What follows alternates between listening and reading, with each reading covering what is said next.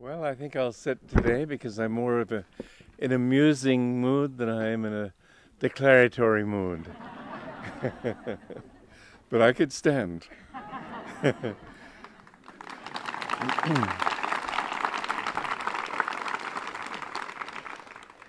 I want you to know that I really went through, I call it a miracle. When I reached Lugano from India, I could hardly walk without the help of at least two people, with somebody behind me to keep me from falling backward. And I was in great pain physically. My arms were in such extreme pain that I couldn't go to sleep at night. And when finally fatigue drove me to sleep, the pain woke me after 2 hours. And that's about all the sleep I could get. I had long thought that in May of this year I might leave my body. And I was perfectly ready. I don't mind at all. I know it wouldn't be easy for you, but on the other hand, you might as well be prepared for it. It'll happen sooner or later. The thing is that, and Miriam, who's my nurse, said that I could have easily died from any one of three reasons, and they were all there together working at me. I really think that my time had come, and then I just thought, well, God, I don't care when you take me, but if you want me to be here and serve, then it would help if I were a little better than this. And all of a sudden I became well. I was able to walk without a cane. In fact, I left my cane in Assisi, and my pains went away, everything went away, and I'm just in fine fettle, you might say.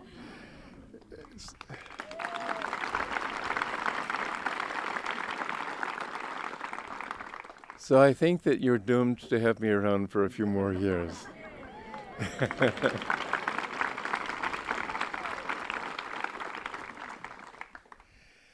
I can still look back over 40 years of a wonderful time since this community began. And it's a dream that I had from the age of 15 and perhaps even earlier, because I was always, even as a child, looking for an ideal way of living. And it occurred to me, when I was young, the Nazis were coming into power and Hitler was rising, Mussolini was rising. Virtue was on the run, you might say. And there was a great deal of anger, fear, and anxiety in the world at that time. And I grew up not in the midst of it, but I was in Romania, where my brother Bob, who had blonde hair, they used to call him Nazi because they figured he must be German. The times were difficult, and I didn't have to fight through them. We came to this country at the age when I was 13, not we, but I. And I remember we were to go back, and I was to go to school again in England, and we left Oklahoma, where my relatives were, and we got out on the station platform in Chicago, and the first thing we saw was this headline, "Germany invades Poland," and war was inevitable. So we didn't go back. We stayed here in America, and I didn't get to get the brunt of it, but I was very much concerned for it. All my old friends and everybody I knew and the way of life that I had known were being destroyed. Many people we knew in Romania were sent to Siberia, and it was not an easy time, as those of you know who lived through some of it, although most of you aren't my age. You had at least the repercussions of it. And I had this idea of how can man live in peace. And I wrote the first version of my play, The Peace Treaty. I called it The Peace Treaty, or Every Man for Himself. And it was these 5 clans, cavemen clans. It's interesting, we got the play from Kent School just a few days ago, and it's very interesting to read. And you can see my thinking at that time. what happened was that after this war, just like in the peace treaty, the essentials are there. It's a much more sophisticated play now. And at that time, too, however, it wasn't unsophisticated. And more than that, it wasn't unrealistic. It talked about one clan made war on all the others. And they all fought him back, and they finally, under the generalship of one general, one person, they were all cavemen, they won the war. And this general who had won the war had an idea for a peace treaty that would ensure peace forevermore. And they all the other lords applauded, as they did in the peace treaty as it is today. And then when it came down to actually writing the play, the treaty, then everybody said, wonderful, wonderful. However, I would like to, I think I deserve, I've been punished enough by these invaders, and I deserve some recompense, and I think that I should have a third of the land that they have. And the next one said, well, I think I should have something too. And each one of them sliced a little piece of the pie, as he called it, and at the end, the whole treaty was in shambles as each one grabbed for himself what he could. And the lord of the clan, that the general who had won the war, he said, is this what life is really supposed to be? Does God want man to suffer? And then I came up with the thought that yes, he does, because he wants man to become perfect. And only by suffering can we grow. Well, this is the truth. We would love to have a world of peace, but isn't it interesting how after every war, the most popular novels are about war? You'd think people would want just the opposite. They'd want novels about peace. People want a little excitement. Master told the story of a man who went to heaven, and a friend of his who had gone to the other place called him on the telephone one day, and he said, well, what do you do up there? Well, in the morning we have prayer, chanting, and meditation. And in the afternoon we do prayer, chanting, and meditation. And the man said, well, for heaven's sake, what do you do in the evening? Well, for a change, we have chanting, prayer, and then meditation. And this man in hell said, oh, you ought to come down here. We have lots of fun. Well, most people think of heaven as a place that really nobody would want to go to. I can easily imagine many a quarrelsome fishwife, let us say, making hell of heaven if she went there. People carry themselves wherever they are, and the influence they project is what they are. And at that time, I'm afraid my view of life was rather gloomy.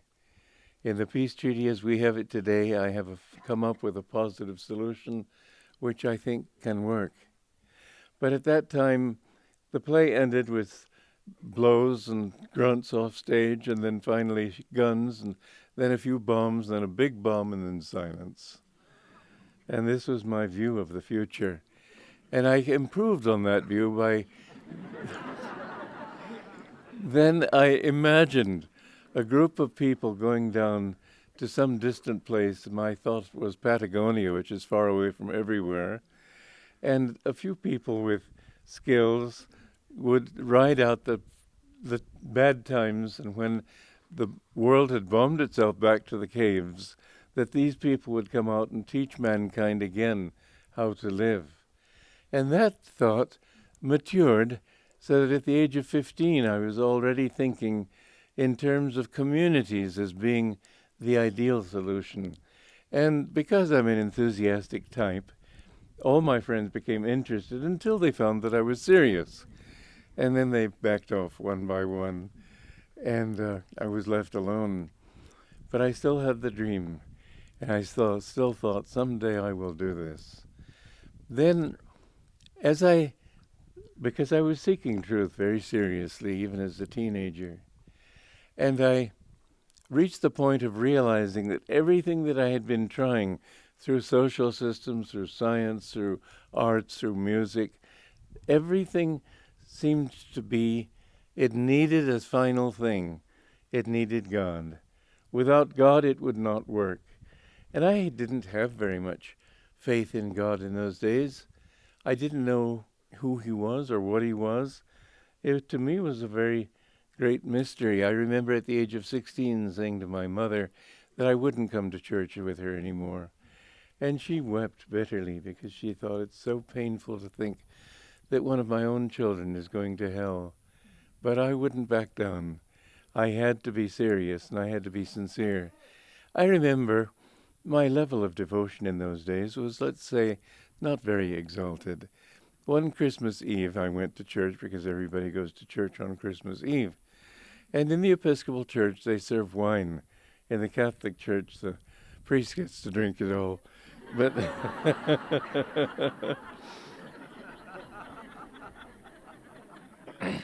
in the Episcopal Church, everybody gets a little bit.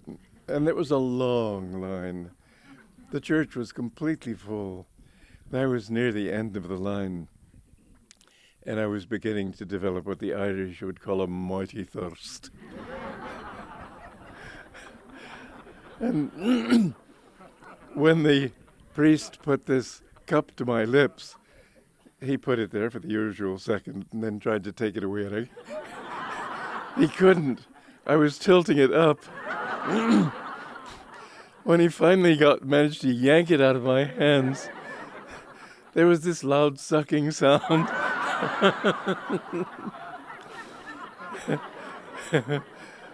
My brother was kneeling beside me and giggled.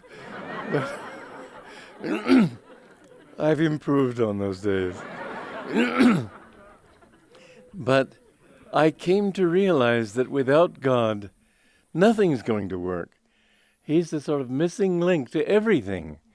You can't find truth if you don't have some sort of love in your heart. What's the use of knowing whether there are 1 billion, 100, whether a few other galaxies, as they told me in school at the Downs in England, that they've found that all the stars that we see are only one star system, and that they found that there are maybe 2 or even 3 other star systems. They called them island universes in those days. Well, that was back in the 30s. Now we know that there are 1 or 200 billion galaxies, and a picture of 1 inch square of the space, those galaxies after galaxies. It's incredible, but what does it mean to you and me? And whether there's 1 other or 2 other or 100 billion or 200 billion, who's counting? It would take you a lifetime to count to 1 billion. Science without inspiration doesn't give you anything. The inspiration of discovery is what is there for scientists. But once that discovery is finished and it gets into the hands of the Philistines, let's say, what does it do for people? We don't find people happier today because they have telephones and radios and all the various gadgets that people have now. When you discover some new cell phone, you're happy for a moment, and then it's the same old thing. For reasons like this, I refuse to learn how to get onto the internet. If you want to reach me, don't send it on the internet. I do use email because it's very handy. And yet I don't like to keep up too much with scientific discovery because it's endless. Man will never find what he's looking for through science. He can never understand the truth of everything.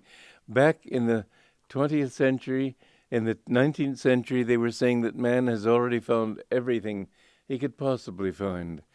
Charles Duell, I think his name was, the head of the patent office, recommended to President McKinley, if this legend is true, that the patent office be closed because everything that could possibly be invented had already been invented.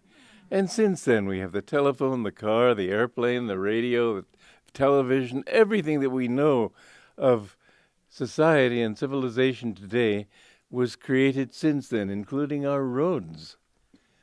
The endless variety, however, has not made people more happy.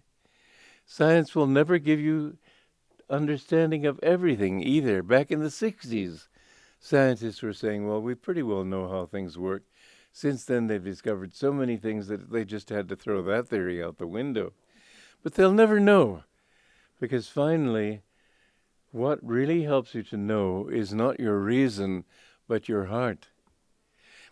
Reason and intellectuality are like living next door to a very good restaurant, knowing its menu, knowing its reputation, knowing everything, but not being hungry.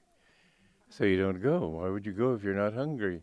Hunger is what you need. You need to hunger for truth. You need to hunger for joy. You need to hunger for love. And these things can be fulfilled not in human, but in divine ways. And so it is that finally God has to be a part of the picture. I remember a long walk I took. I was 21 years old at the time. I was in Charleston, South Carolina. I wanted to be a playwright and a poet, and this was my ambition at the time. But I realized after a time that I wanted these things because I wanted to share truth with everybody. And the longer I went in my search, the more I realized I didn't know truth. So why should I flood the world with my ignorance? And I gave up writing. I gave up everything. And I still didn't know what the answer was. And I went out one night asking myself this question: if there's a God, what must he be? And I realized he couldn't be like a judge sitting up there on a bench condemning us to hell because we've made a mistake. In fact, I thought the idea of eternal hell must be madness. To put it in modern terms, how can a finite cause have an infinite effect? It can't. But as I was thinking, I thought, well, what helps me to ask this question? The fact that I'm conscious. And if I'm conscious, where did my consciousness come from? It can't have come from the brain. I had read Descartes' theory, I think, therefore I am. But I found that the calmer my mind was, the more aware I was. Whereas the more restless it was, the less aware I was. So therefore the idea that I think and therefore I'm conscious doesn't work. Because the more I think, the less I'm able to be fully conscious. Whereas when I'm really conscious, I'm very still. So consciousness precedes thought. And I thought, well then, if I'm conscious, God must be consciousness. And if God is consciousness, my consciousness has to be linked to his consciousness. He had to bring everything into existence out of that consciousness. And my duty in that case is to be more in tune with his consciousness. And I figured his consciousness has to be, among other things, great clarity of awareness. And I noticed that there were times when I felt more uplifted and I was more aware, and times when I was less uplifted and not so much aware. And I realized then that the goal of life has to be the same for everybody. It has to be more in tune with God. How in tune, I had no idea. But I resolved that night that I would devote my life to seeking God. And whatever that meant for me, I thought it might mean a little peace of mind. Even that would be worth giving up everything to find. And I remember coming home to my apartment where I was living with 4 other guys.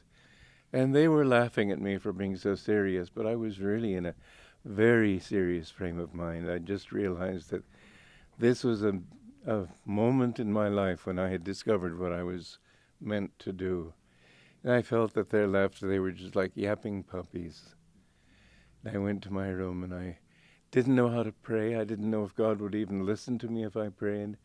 But I resolved that night that I would seek him. And I went up, when the Dock Street Theatre closed for the summer, I went up to White Plains where my parents were living at the time. Our home was in Scarsdale, but we had let the home because my father had been sent to Egypt. He was an exploration geologist for Esso. And my mother was packing things up and getting ready to go.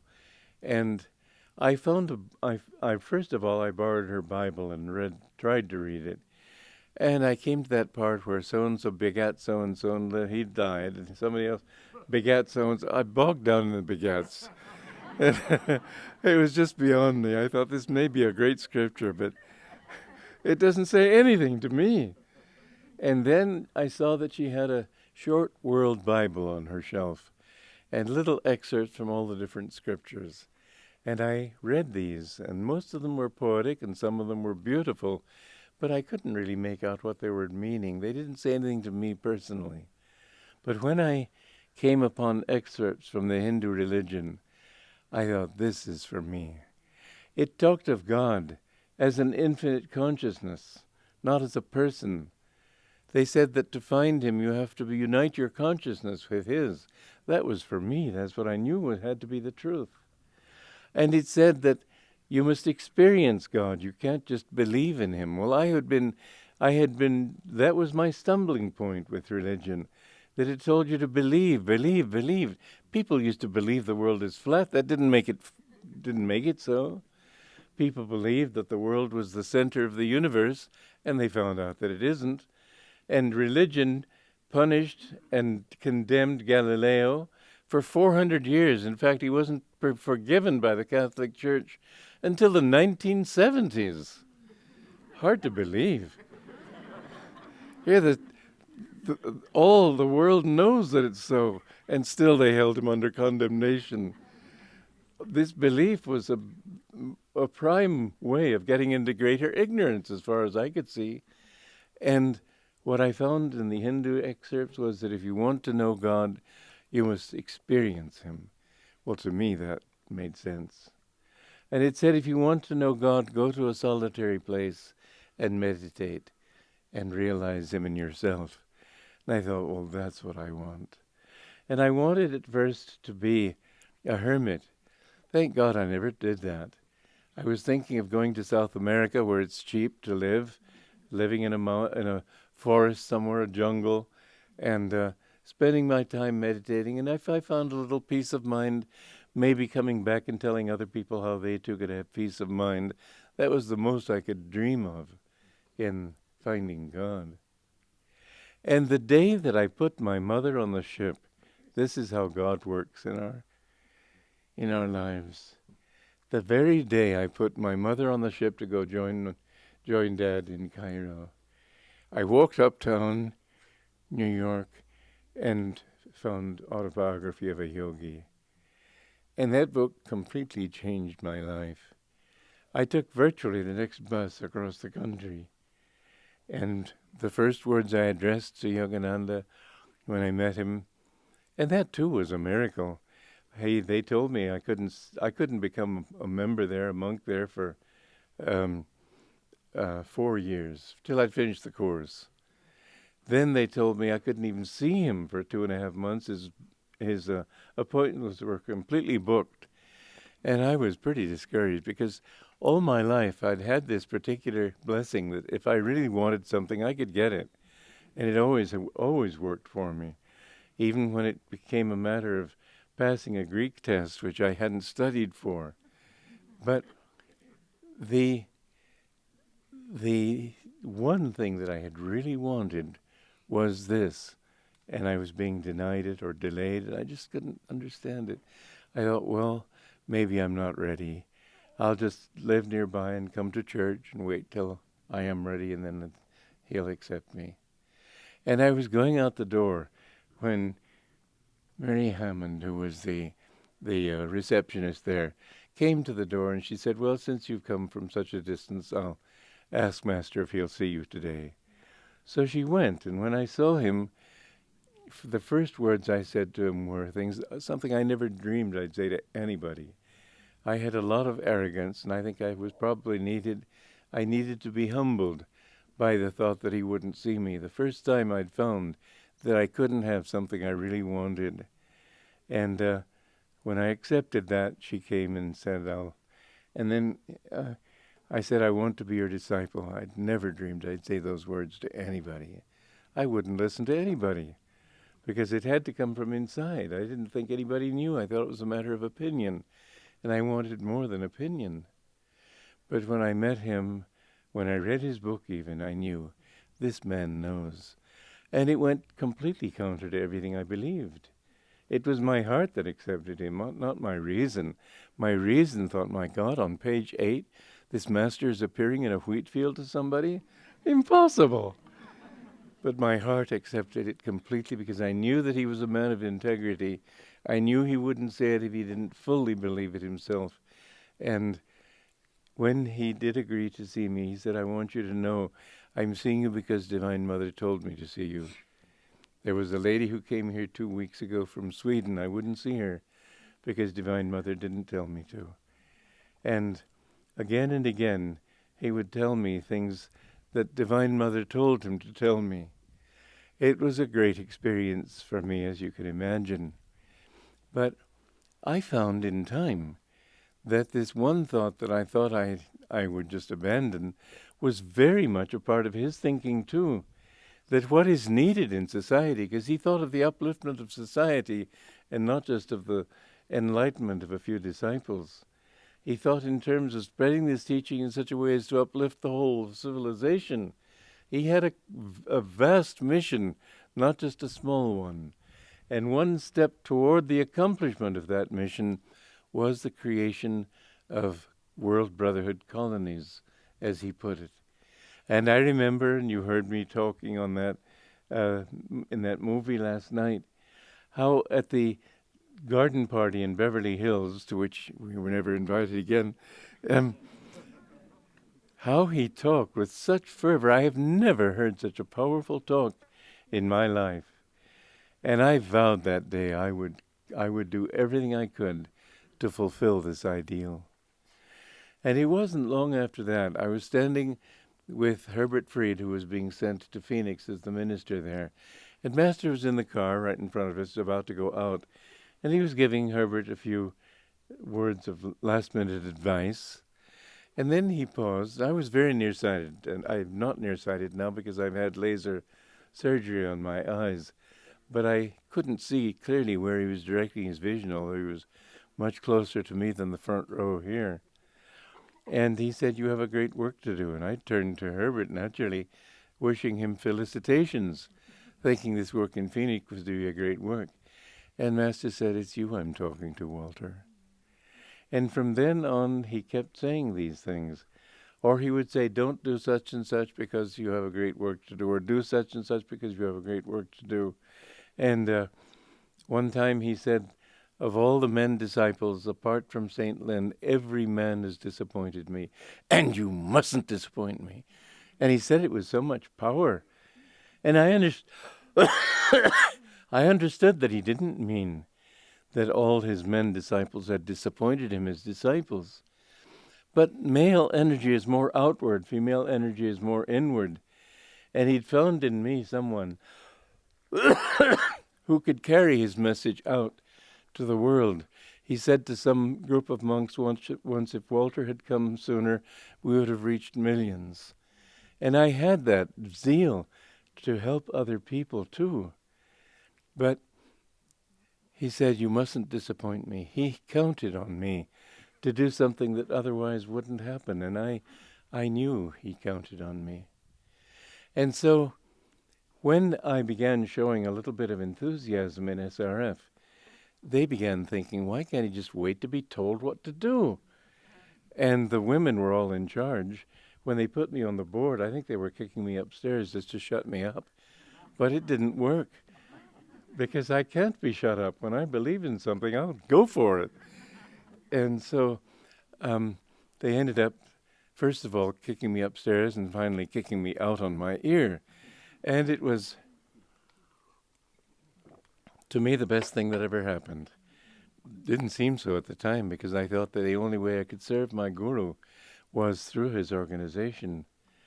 But what happened was that I found that in Calcutta, I remember Dr. Dash, who was on their board of directors in India, talking to me for a whole hour about what I should know before I could presume to teach these sophisticated Bengalis. And I knew much more than they did. They were all hooked in old ways of thinking. Master came and brought new ways. But in Bengal, they weren't open to me. I loved Bengal. Bengal didn't love me. But when I came to Delhi, I found that crowds of 2,000 would come to my lectures and classes.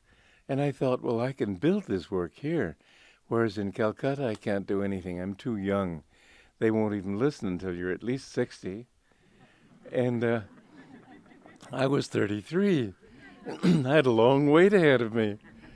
So I decided that I would get land in New Delhi. Well, I went back. Dayamata gave her approval to this, but many times she let me down, and this one she let me down greatly. Because when I announced what I had done, she just sent the letter around to the others and never told them that she had given me permission. So it looked as if I had done everything in pure presumption. Anyway, that's fine. It led to the best possible solution, so I don't mind. However, at the time, as I say, it was not easy. What happened was I got to Delhi, and I found that I couldn't possibly get land in Delhi. It was a government town, and they allowed land for hospitals, universities, schools, even businesses, but not for an ashram. Nehru was not a spiritual man, and he just felt that India is clogged with ashrams. We need something different. And so they were the last priority. And I said, by my will, I'm going to make this happen. And I remember going out to the outskirts, which was where Qutub Minar is now, but Delhi's way beyond that now. There was an empty field, and beyond the horizon, they said there's a town there called Gurgaon, which really means Gurugram. Gurgaon, Gurugram. It was the home of Duryodhana, of Dronacharya in the Mahabharata. And anyway, that was too far away. The people didn't have cars in those days, and the buses stopped a long way short of the outskirts, and they said that everything on the outside was a green belt and you couldn't build there anyway. So I thought, well, I can't get land in the city, I can't get land out of the city, I'm going to get land where I want it. And there was a part where the green belt came in, sort of made a loop into the heart of the city, and right near Bedla Mandir, there was 25 acres there that would have been absolutely perfect, near the heart of the city, and yet in the green belt area. And I said, that's what I want. And they all laughed at me. They said, it's not possible. There was a yoga ashram long before the Greenbelt area began that was just across the street from what I wanted. And the man came who, if you understand Hindi, he was considered a pakabanya, a perfect merchant. And he said, I've studied their bylaws, and I've seen that they are ruled by a majority vote of the members. I will simply buy up enough members and then give you the ashram. I said, I will not take it on those conditions. And he, being, as I said, a pakabanya, couldn't believe that I wouldn't accept it if he gave it to me. So he went up and bought up the memberships, and he came to me a couple of months later. He said, Swamiji, the ashram is yours. I said, I don't want it, and I refuse to take it. And he went away with his tail between his legs, but I would not take something away from somebody else. I would not do something adharmic. And so I went on trying. Finally, I wrote a letter to Bhagavan Sahaya, who was the chief commissioner of Delhi State. And I said to him that you think of this as a green belt area, and it's a wonderful affirmation because it's a green area outside the city, would provide lungs for the city. But it's not a green belt area. It's mostly sand and gravel and a few stunted shrubs. And I said that even as rich as Delhi is as a big city, it will take forever to build these thousands of acres into a good garden. You have one place, the Buddha Jayanti Park in the Greenbelt area, that is an official thing. Why don't you let other people have parks? Institutions can build parks for you, and if there are enough of them, then they'll be able to make this truly a Greenbelt area and not what it is now, which I said is a public latrine. And he called me and he asked me to come over, and he said, I like your idea and I know that I could sway the other commissioners to it. But he said, I can't, since this decision came down from the very top of government, I can't get it without Nehru's permission. And I said, well, fine, would you ask him? Oh, no, you have to ask him. Well, that was like saying you have to go to the moon. and then I'll talk. Then we'll talk. And well, the people I was staying with were Kashmiri Brahmins, and the Nehru family was Kashmiri Brahmins, and a friend of the lady, Rani Bhan, was a friend of one of these aunties, a cousin of Nehru's. And so she took me there, and I talked to this cousin, and the cousin agreed to get me an appointment with Indira Gandhi. And the day that I met Indira Gandhi, she talked to me. She was a very haughty person, and she talked to me in a very haughty way. Be quick. She was only seeing me as a favor to her auntie. I'm leaving for Paris tomorrow, and I have to pack, and I don't have time to talk very long. So what do you want? Like this. And I said, do you speak French? Yes. So I started talking French with her, and that sort of helped to melt her a little bit. And I said, well, where did you learn French? Oh, you'd never know. I said, well, just try me. So she said, well, I went to school in a little village in Switzerland called Villars. I said, I went to school in the next village. And that's where I learned French. And I used to pass your school every day walking. Well, she completely melted by this time. And I remember she took me out walking into their large garden and showed me a couple of little tiger cubs that somebody had given them. And by interesting coincidence, I visited the home of somebody in Pune whose father was the one who gave those tiger cubs to them. Anyway, she agreed to talk to her father about me. And to help convince them, I drew a picture of what I wanted, because they say a painting or a picture says more than 1,000 words. And when he came out, he would see people briefly on the way to the office, and the painting arrested his attention, and his daughter had told him about me. So anyway, the long and short of it was that he agreed to see me, which was already a miracle. Then, the day that he did see me, a very close friend of his had died, and he was more thoughtful and perhaps more religious than usual, because he gave me a 40-minute private interview, which he didn't normally give to ambassador. He was a very impatient kind of person. And at the end of it, he said, I like what you're offering. I will walk down to that land and let you know my decision. And he went down and looked at it, and I got his permission. Well, this was a miracle. 1,700 other societies had tried to get land in that greenbelt area. All of them had been turned down. And still he gave me this permission. I had put my will on the government of India, but I'd forgotten about my fellow disciples. I thought they'd be thrilled. And they were absolutely outraged. They decided I was a traitor. I was wanting to be the new guru. I wanted to nudge out Dayamata. Who knows what they had in mind. It was pure jealousy. And anyway, the long and short of that story was that was the beginning of my decline, which ended in my dismissal a year later. And for a while, it was a very difficult time for me, because I didn't know what Master wanted of me. I believe in loyalty as a very important quality, but I began to doubt whether Master really loved me. And I reached the point where I said, even if you don't love me, you can't get rid of me that easily. I love you. And I wouldn't shake that thought. And then gradually I came back, and this is the final result. And I know now that what I am doing and what we are doing is what Master wanted. His real work is Ananda. They're stuck in the Middle Ages. But Ananda is progressive, and it's going into Draupara Yuga. Now, in what way is Ananda a Draupara Yuga kind of institution? This is a crucial question for us today. What is the sign of Draupara Yuga? It is, more than anything else, energy. I have a grandniece who, she lives in Davis, and she told me a year ago that a word she hears all the time these days is energy. The sign of Draupara Yuga, there are two signs of Draupara. One is energy, and the other is that it's a time when man overcomes the delusion of space.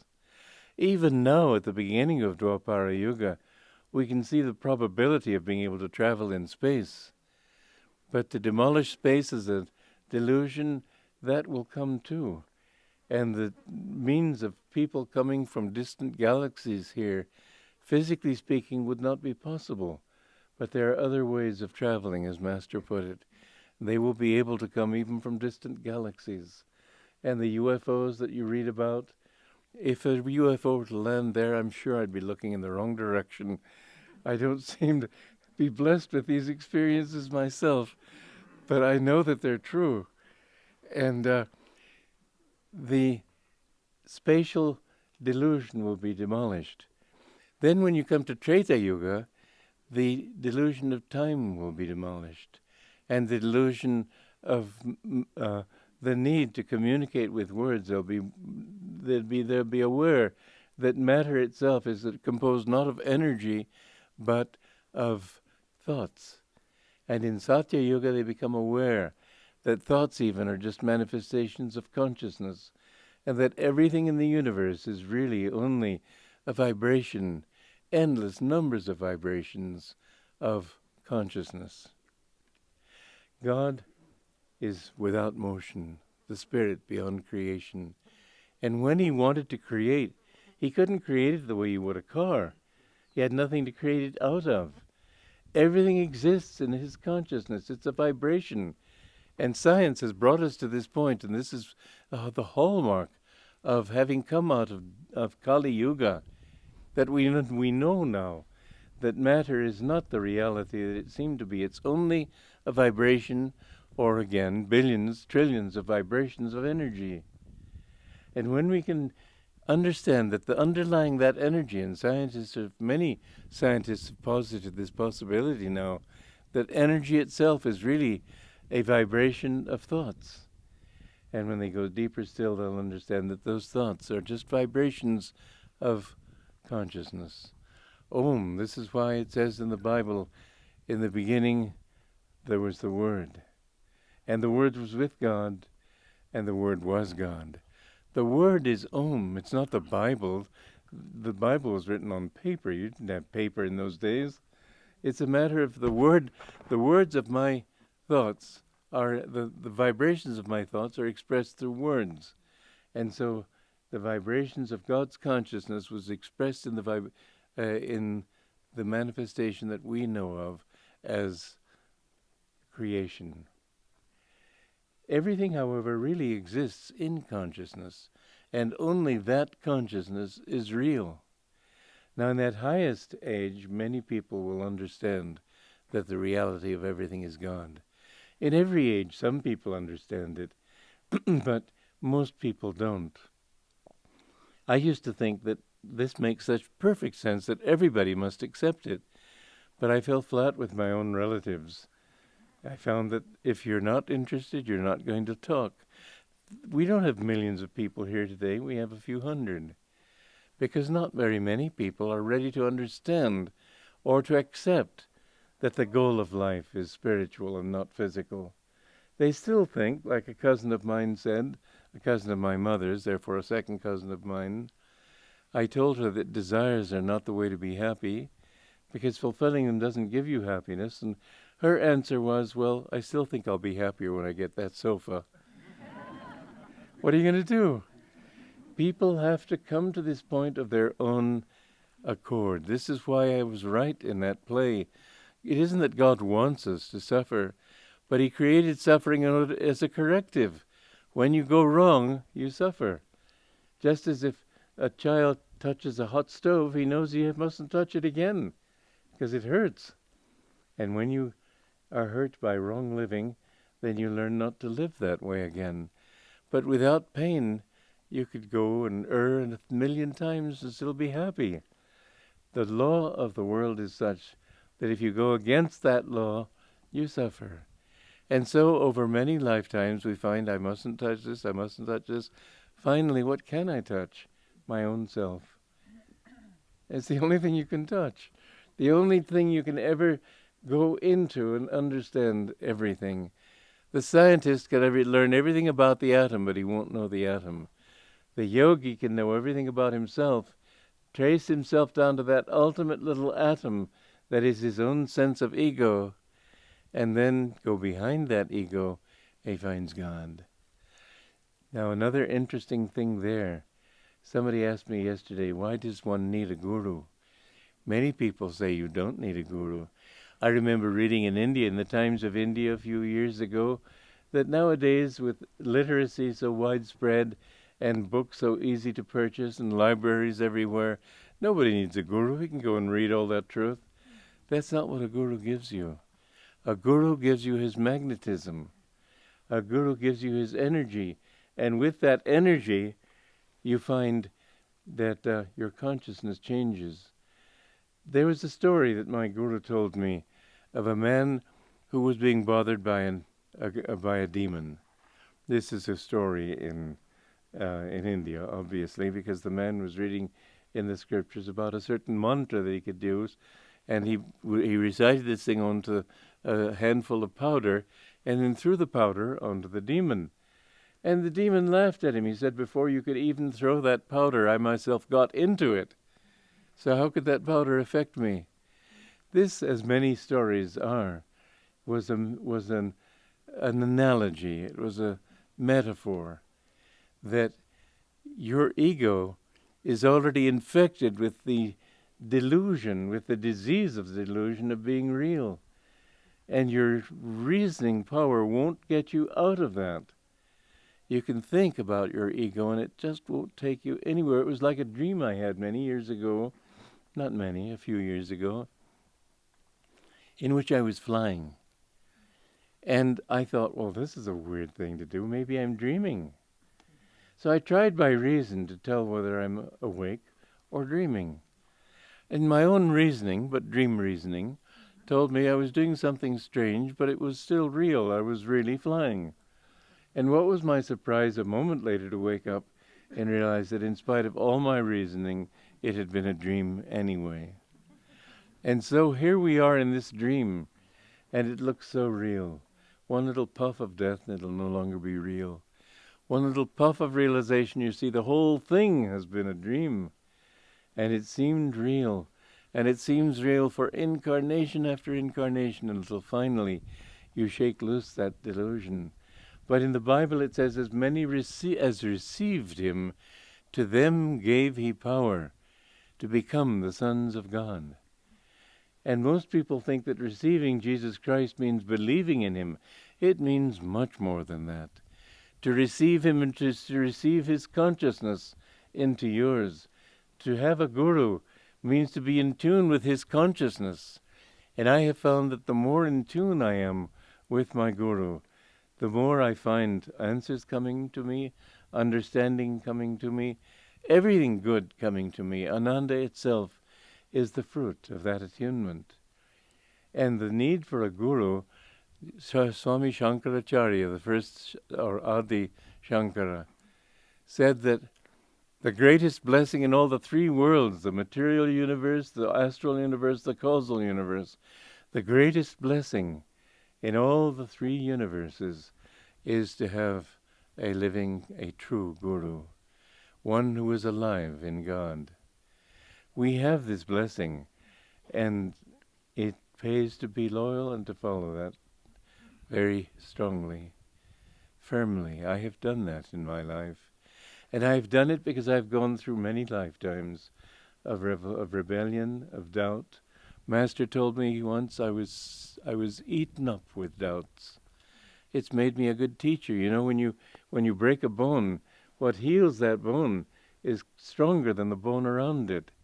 And so when you have a fault, don't think of yourself as a sinner or anything, because sooner or later you'll overcome that fault. You have to. You're a child of God. You have no choice. But once you've overcome it, that will be one of your strongest things. So now faith is one of my strongest suits, just because I have been a doubter. I know every doubt anybody could have.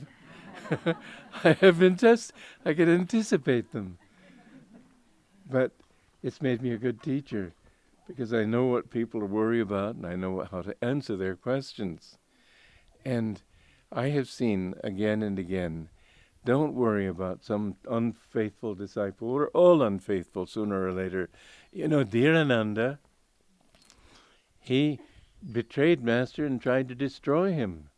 And Master said that he will find God in another 3 lifetimes. That's quite a promise.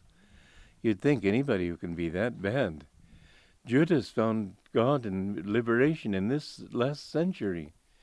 And people think of him as the supreme villain of all history. Master told me he was a prophet. But he had this desire for money, and he was not faithful yet. But Jesus was faithful to him. This is the wonderful thing about the Guru. I remember he said to Mr. Quaron, the head of our center in Mexico City, I lost sight of you for a few lifetimes, but now I have you again. Well, I'll never lose sight of you again. I have my grip on you now. That meant Quaron had reached that point where he'd learned his lessons. And the Guru's purpose is to take you through your delusions and bring you to that point. I talked about the Treta Yuga as being a time when time will be demolished. I had a very interesting experience in India. I encountered a book called the Book of Bhrigu, who was a great saint in Treta Yuga in ancient India, the downward cycle of Treta Yuga. And he wrote these pages of predictions of people who had yet to live. And I found a page on my life. And it told me that, first of all, that usually gives you your last life, your present life, and your next life. This one he didn't give my next life because I won't have one, at least not by karmic compulsion, which is nice to hear, but still has to be proved. However, the present life, he said, you were born in Romania, your father named you James. Nobody knew my name was James. It's James Donald Walters, but I was always called Donald. And yet, he said that. He said, you were born in Romania, grew up in America. You have brothers, but no sister is possible. No living sister is possible. One will die in your mother's womb. And when I got home to America, I asked my mother if she'd had a miscarriage. She said, yes, she had one. I hadn't ever known about it. He told me I would go back to America within 2 months. I left in 2 months, less than 2 months. He told me of different things that would happen that have come true. He said my name would be Kriyananda, and it is. He said my Guru's name would be Yogananda. He talked about the results of bad karmas as well as good karmas, and they've all come true. And it's an amazing thing that somebody who lived thousands of years ago could know these things today. But these are the signs of the different yugas. It's all. Master in his poem Samadhi said all thoughts past, present, to come are a part of his present consciousness in that Samadhi. And you may ask yourselves, and probably will ask yourselves, as I asked myself, how can there be free will if somebody knows some thousands of years ago that we're going to be wearing a red tie on this Sunday or something? Well, it's because at any given moment of time, we always try to do that which will make us happy. And we have delusions as to what will make us happy, but our desire for happiness is the one abiding reality of human existence. All human beings try to avoid pain and to find happiness. And in the beginning they think happiness will come from drinking, money, sex, pleasure, power, fame, all these things. And gradually they become more refined, and they reach the point where they are free. And yet even Jesus Christ's crucifixion could be predicted, and was predicted long before he was born. And so we see that the ability to do something totally unexpected is not the sign of free will. You can't do anything that's not predictable at a certain level of consciousness. Free will means when you can act for your own highest happiness, but you can never be free from God, and therefore you can never act independently of him. And the whole concept of free will is a complete delusion. You aren't free. There's no hope of being free. And the thing is that God has his talons in you, and you can't get away. You might as well give up. I'm joking, because you have to do it with your own free will. And in fact, in the beautiful epic, the Mahabharata, Bhishma, who represents the ego, has the power not to die until he himself decides to die. And at the end of the battle, he's lying there, riddled with arrows, giving a lecture on kingship. And he doesn't die until he himself says, now I want to go. So the ego has to offer itself up. As Jesus said, who would save his life shall lose it. Who will give up his life for my sake shall find it. But you finally have to make that offering. You have to say, yes, I offer myself into the infinite. And that's not an easy thing to do, because it looks as if you're offering yourself into nothingness. And at the end you realize what you've done is, in that emptiness suddenly comes cosmic bliss. So this is the goal and end of life. But in this book, it talked about these things, and it said that in the time of Kurukshetra, I was the ruler of a small kingdom in India, and I was afraid that I would be on the wrong side. And as a result, I gave my kingdom over to my son and went off into the forest and took initiation from a guru. And I went into it, and it said he achieved Shanti in his vrittis, which is probably Sabikalpa Samadhi. But then he argued with his guru, and his guru told him, because you haven't accepted me properly, you will have to wander until you meet Yogananda. Fascinating, just amazing that they can say these things. And I know that I've been through many things, much grief and much suffering. And in my music even, if you listen sensitively, you'll hear a certain undernote of sadness. Because although I'm basically a very happy person, I'm aware of the unhappiness of life. I'm aware that life is very painful until you find the way out of it. And that's what goads me to help other people. Now, Ananda community is Master's way and my way of helping to make this a reality. And what is it that makes it possible in this Draupara Yuga?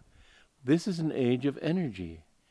And we have to understand that energy and magnetism are realities. And the kind of people you mix with will to a large extent determine the kind of person you are. Therefore, it's very important to develop and live in an environment of people who are compatible with your own highest aspirations. You may think, no, I will live a good life wherever I am. Maybe you will. Maybe you're strong enough to do so. But let's face it, the chances are not very strongly in your favor. Most people take on the magnetism of the places around you and the people around you. I remember somebody told me that some singer might sing a song of mine, and I thought, well, it might be worth getting this man to sing them. So I went into the nightclub district of San Francisco at that time to look for this man who was singing in a nightclub. And I could feel, as I passed each bar and nightclub, these tentacles, come in. And I was singing all the time, Sri Ram, Jai Ram, Jai Jai Ram Om, Sri Ram, Jai Ram, Jai Jai Ram Om. And I felt nothing but bliss. But if you can feel that bliss inwardly and project it, you can be protected. But you're not going to do it all the time. And the chances are that if you're not living with people who have, especially if you're new on the path, who have compatible vibrations with your own, that they will pull you down. The law of magnetism is this, that a weak magnet will be influenced by a strong magnet. And you can't get away from that law. That's why shaking hands with people is a very important act. It's an exchange of magnetism, the horseshoe of the heads and of the feet. Two magnets at work there. I remember Master told me in 1949 to stand outside the church and shake hands with people. And I suppose because they thought that I was acting as his emissary, that I said to Master afterwards, please don't have me do this again. I feel completely drained. because they were shaking my hand thinking they were taking a blessing from Master. And he said, that's because you're thinking of yourself. Think of God and you won't be drained. His energy will flow through you. And I found it was true. I had more energy afterwards than before. But living in community, somebody said to me a few years ago, you have some wonderful people living here. I said, it's what they're doing that makes them wonderful. And it isn't only what they're doing in the sense of meditating and serving. It's also true because the more they live with people who have these ideals, the more they take on these ideals. You can see people's consciousness changing in a matter of weeks once they move here. Their eyes become clearer. They show more integrity. They show more happiness, devotion to truth and joy. These things you see in the faces of people around here. You sent me a picture of Ananda faces. I didn't like the picture. They were all smiling. Anybody can smile. It was nice not because they were smiling. They could have looked serious. I spent 4 days in the presence of a great saint in southern India, and he hardly ever smiled. But there was such bliss in his eyes. That's where you see it. Not in the lips, but in the eyes. They were all good people, and you could see that. But it wasn't the smile that did it. It was the eyes. When you live with other people who live for God and have God as their ideal, you find that it's much easier to find God or to raise your consciousness than it is in the cities where you end up thinking you're doing a good thing if you help a little old lady across the street. There's so much more to being good than that. How can you learn to love everybody when everybody around you is insulting you or trying to pull you down or jealous of you if you do well and all the various emotions you find in this world? How can you? It's very difficult, but when you live with other people, all of whom have this kindness, you begin to understand that God is really everywhere. And why should we love everybody? Well, it's very simple. Because everybody in the world is seeking that one thing, bliss. They don't know it. The worst mafioso thinks he's looking for money and power and revenge and all sorts of wrong emotions. But he's still looking for happiness according to his own lights. And he'll find out sooner or later that it doesn't give happiness. And bit by bit, he will become refined. And how long does it take to achieve this level of refinement? Well, I asked Master one time, Sir, have I been your disciple for thousands of years? Because somebody had a vision seeing him on the Moria. When the Moria went down, whether the vision was true or not, it sure put the fear of God into me. And I said, have I been your disciple for thousands of years? He said, it's been a long time, that's all I'll say. I said, does it always take so long? I didn't want to think of myself as the only laggard in the crowd. And he said, yes, desires for name and fame take them away again and again. Why did he mention name and fame? I assume it's because of something I wanted in the past, and so he singled those faults out. But it could have been desires for many other things too. And I haven't had the slightest desire for those things in this life. It means nothing to me. And yet, many lifetimes it takes. I remember Norman saying to Master, Sir, I don't think I have very good karma, Master. Master said, remember this, it takes very, very, very good karma even to want to know God. And you can't implant that desire in people. They can only reach it when they've tried everything else and they find and are completely convinced that every other path leads to disillusionment, disappointment, and sorrow. And when you know that to your depths, nothing can shake you. But otherwise, the path is not easy. It's the only path there is and the only path that will work. But people think, well, maybe if I do this or that or the other thing, and it doesn't work for them, and so they come back again and again, and maybe they wander for a few lifetimes like one, and then they come back. But why waste all that time? I think that we in this community have a very good karma, because I see there's this level of sincerity here that is unusual. I think I can say I haven't seen it anywhere else. and I've lived at Mount Washington. The quality must be fanned by daily effort, but mix with those here in the community or in our communities who will uplift you by their magnetism. Don't mix with those who are negative. Master said once, if there are two negative people in a class, they'll always smell each other out.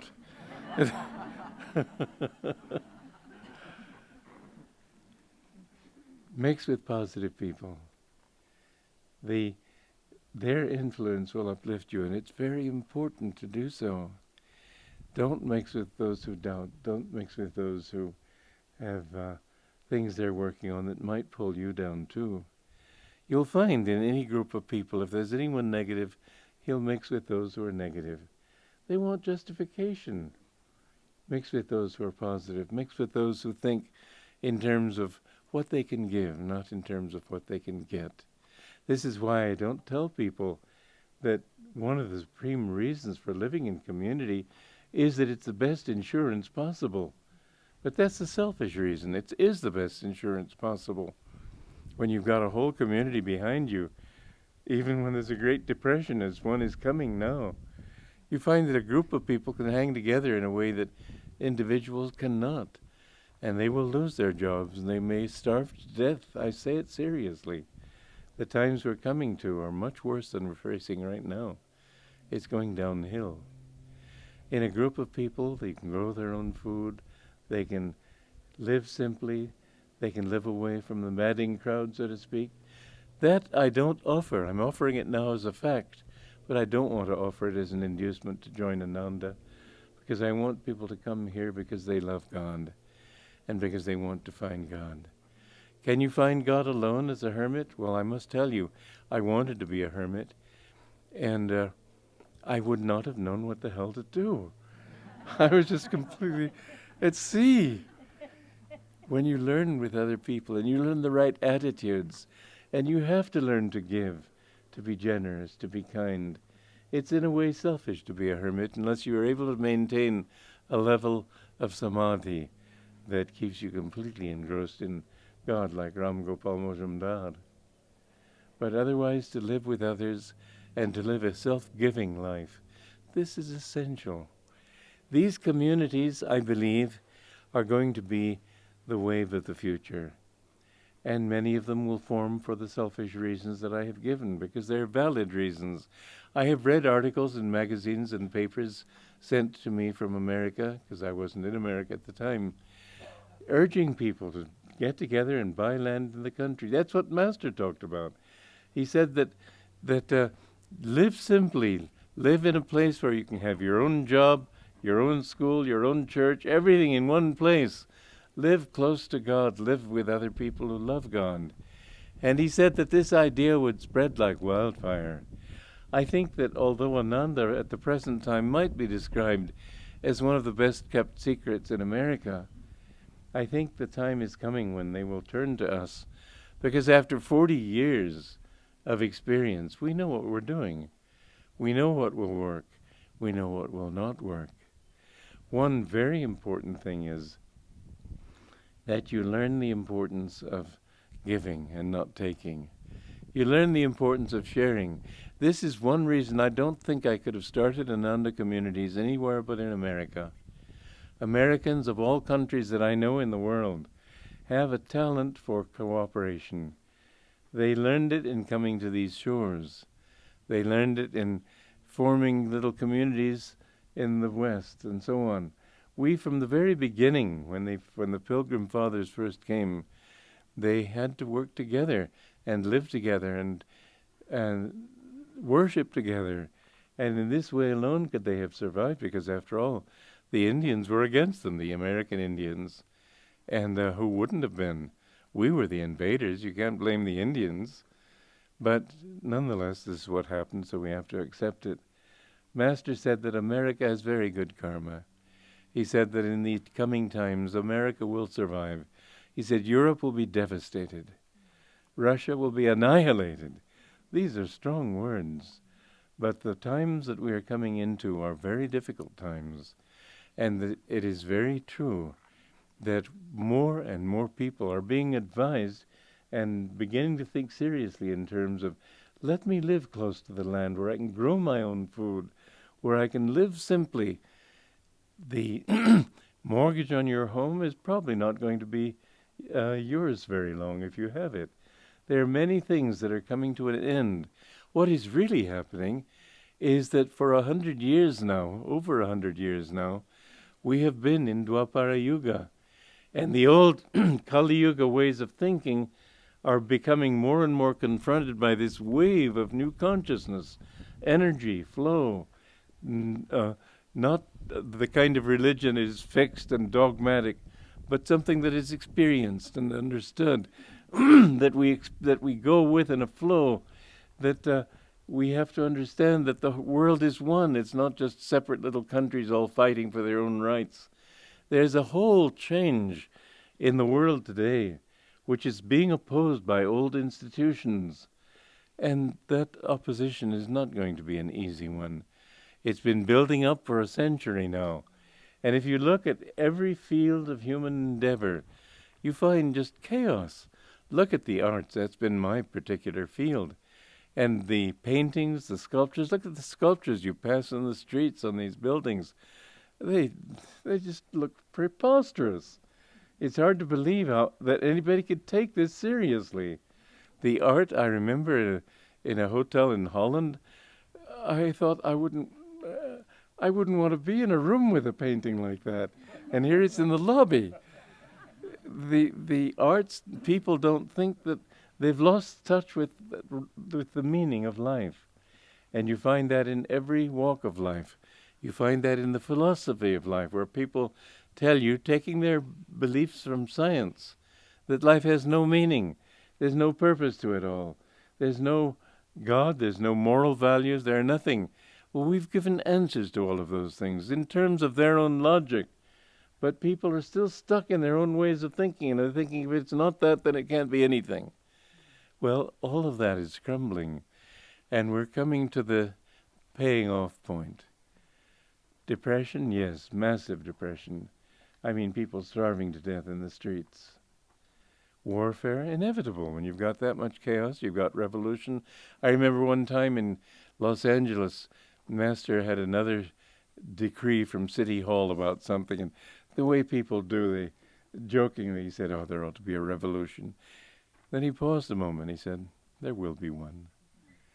Well, I believe that's very likely in this country. I think that the likelihood of war is worse than, it's not just likely, it's almost inevitable. There are 30,000 known atomic weapons in the world today. That doesn't account for the unknown ones. People could bring atom bombs across the border easily. Only 2% of what comes in a ship is examined in customs. It could easily be that somebody brings in an atom bomb and destroys New York or other cities in this country. This terrorism is a reality. And there are people who think that they're doing God a favor by killing everybody. And of course, if they got everybody dead who didn't agree with them, they'd be fighting each other, because such is human nature. But the reality of war is great, and when there's that much chaos, there's a reality of something else to be considered. We don't live in an isolated position on our little mud ball of a planet. We live in a cosmic environment, and the chances of a huge cataclysm are very great. Cataclysm is something nature-made, not man-made. I know in church on Sunday morning, Master one time stopped his talk about depression, which he said is certain to come. But then he paused and he said, you don't know what a terrible cataclysm is coming. And cataclysm means more than depression. Depression is born of human greed. But cataclysm would be something hitting the earth. He said, Padre Pio said, the children at Garabandal were told by the Virgin Mary. These things are things to be taken seriously. When people like that say these things, they're to be listened to. And all three of them have talked about 3 days of darkness. Padre Pio said, don't go outdoors when that comes, because there will be a poison in the atmosphere even. What could cause this? If it's a volcano, that would take years for the dust to settle. The only thing I can think is something hitting the earth with so much power that it stops its rotation for a while.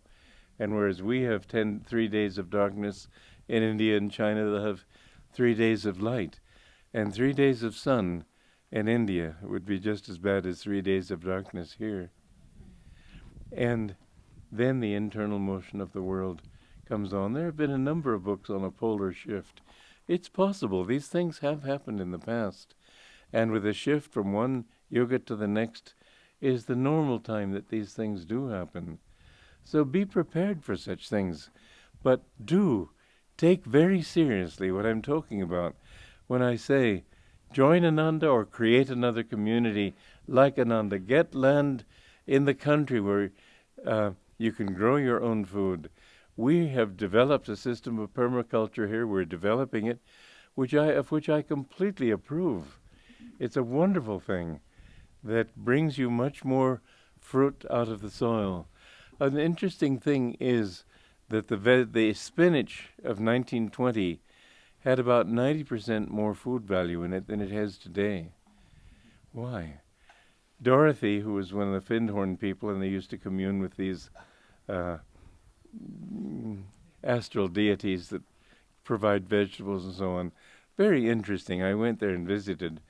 And she came here one time to visit, and she said there are devas everywhere. But she said that the devas are withdrawing from this planet because we no longer have any respect for nature. We don't think in terms of cooperating with nature. We think of conquering nature. You have to learn to respect what you do. Respect the food. Love the food. They've even made experiments on this, that with one plant they would direct love to it, to another plant they would direct hatred. The one to which they directed love flourished. The one to which they directed hatred died. And this is an experiment that has been done repeatedly, always, as far as I know, with the same results. Take it seriously. When you can learn to have that consciousness, with our consciousness here, things flourish in this atmosphere. Build communities wherever you are. Build communities. You'll be away from the cities where there will be chaos. Just imagine trucks trying to bring food in to a starving city. They'll be stopped at the outskirts. How will the people in the inside even get that food? This is no joke I'm talking about. I'm talking about something very serious. The nice thing about an atomic war is that it can't last long. Not many people around when it's left, but yes, it'll destroy many people. Don't be afraid. When you love God, God does take care of you, will take care of you. And whether you die now or not really isn't very important, because in a sense you have to say that this whole planet is a concentration camp. In 100 years we'll all be gone. The only difference is you don't see this one dying of cancer and that one dying of a heart attack and this one. But there are terrible things going on in this planet, because they go one by one. We keep hoping for the best. But 100 years from now, there isn't anybody alive today. We'll be here then. A handful, but not many. So remember that in any case, to love God, you will be coming back again and again. You're stuck with that. You can't help it. But when you can get out of this desire to come back, that's when you'll be freer. Seek that freedom and love God. He will take care of you whatever happens. But if you love him, you will be protected. This Master promised us, and I know it's true, because I've seen that protection again and again in my life. Now then, when you start communities, you'll be starting a pattern of a way of life. It doesn't have to be an Ananda community. If Ananda had 100,000 communities in the world, God, think of the logistics, think of the administration. We'd be another Catholic church. I wouldn't want it. I don't think that we're doomed to have another super church. Master said the future of religion would be self-realization. The truth of religion has to be inside. Jesus Christ said that the kingdom of God is inside you. You don't have to go outside. You don't have to have hierarchies of priests and cardinals and so on. Your real church is your body. You take this church with you wherever you are, and you can worship him wherever you go. This will be the religion of the future. And I think that Ananda, I pray that Ananda will be not supervising communities, but inspiring communities. Because after 40 years, we, as I said, we can say with a certain amount of confidence, we know what we're doing. And that knowledge, I would like many of you who live here to think in terms of going out and starting other communities. And yes, you might want to call it an Ananda community because we all believe in these things. One thing, though, if you do that, make our gurus your main reality. I think of them as the avatars of this age, and of Master particularly. And I think there's a benefit in having each community dedicated to one spiritual teaching, one spiritual path. I know in the beginning they were cooking with onions in the kitchen at the meditation retreat, and somebody came in and said, "Oh, Krishna doesn't like onions." And I said, "Listen, this is not Krishna's kitchen, it's Yogananda's kitchen. Yogananda liked onions." This thing of having to tiptoe around. I mean, supposing we had lots of people here who didn't believe in reincarnation, well, out of consideration and respect, we'd have to be quiet in their presence if we wanted to talk about something that's central to our beliefs. Why not be able to relax in your own living room? I say that when you have a community, it should at least agree on certain basic truths, basic principles, spiritual principles primarily. Then you'll have peace in your, as I said, in your own living room. But at any rate, if you do start communities, do it with a group. I do believe in the need for it. I don't think people need to come to Ananda from Taiwan or Hong Kong or all over the world. Yes, Ananda has done something wonderful, but those things are needed elsewhere too. I do think that it's more difficult in the cities. I think that country living is finally going to be the answer. And I'd like to see more and more such communities started everywhere. Why do you need communities? Not just for the sake of the individuals living in them, who are helped magnetically by the presence of other people, but also for the effect that it has on other people. If everybody in this community went to a different city, got a job in a different office, lived in the suburbs in his own little house, and he carried with him the peace of meditation, so that when there were the usual office squabbles, he was above them and didn't get affected by them and was an influence for peace. And people would finally begin to notice this, and they'd say, "Well, how come you're always so peaceful?" And he'd say, "Well, I meditate and I have faith in God." Well, they would probably say it's perhaps, I think it's because you take bran for breakfast. They'd try to reduce it to the lowest possible level of their own experience.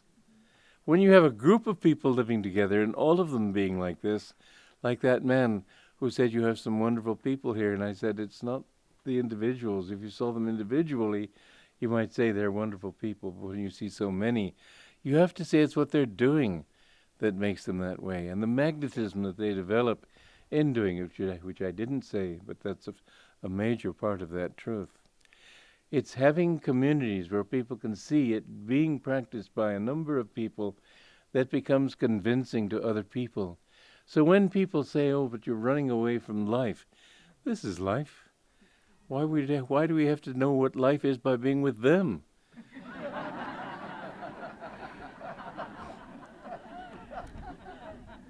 We're not running away.